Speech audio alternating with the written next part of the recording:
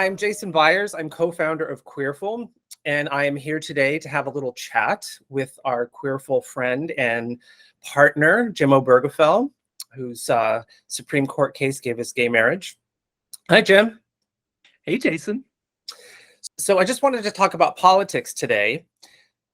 The reason why I wanted to talk to you specifically is obviously you're a part of politics. You're a part of the body politic in this country, given gay marriage and all that you've done for advocating for our community since. But also because I don't know if any of you know this, but Jim Obergefell is one of the sweetest, most optimistic people I've ever met. He just is. Maybe it's because he's a Midwestern boy, but you know, at Queerful, we don't want to cover politics in a way that focuses on the doom and gloom and makes you feel hopeless. We want to feel like there's hope. So I'd love to get your take on where the queer community is in terms of politics and your hope for where we can end up. Well, thanks so much, Jason. I have to say, the reason I'm as optimistic as I am, I really do give a lot of the credit to my late husband, John. He was always an optimistic person, and it was hard for me not to take that and to run with it. Not that I wasn't optimistic to start with, but he just really reinforced that in me. So I really do give him credit.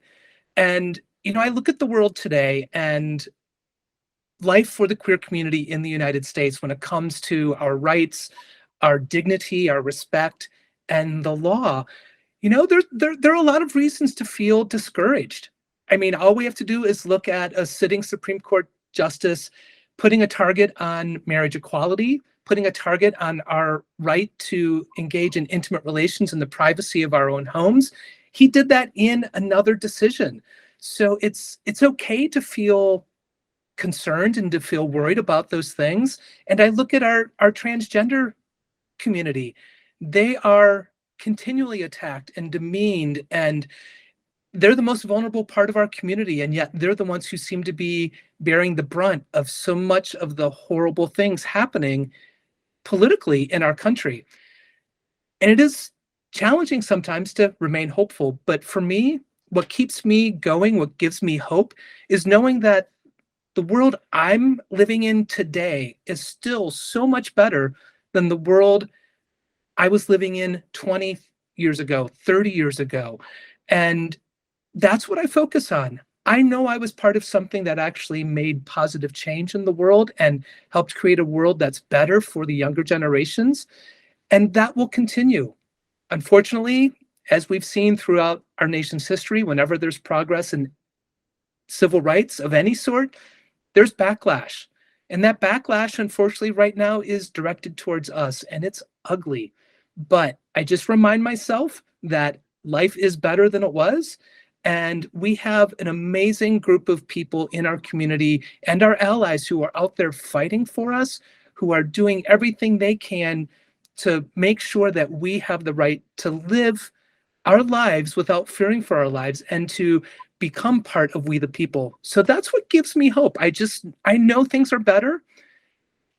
Things will continue to get better. We might have some steps back, but that's just the way things go in this country, unfortunately. So I just focus on knowing that the younger generations don't see changes the way that older generations do.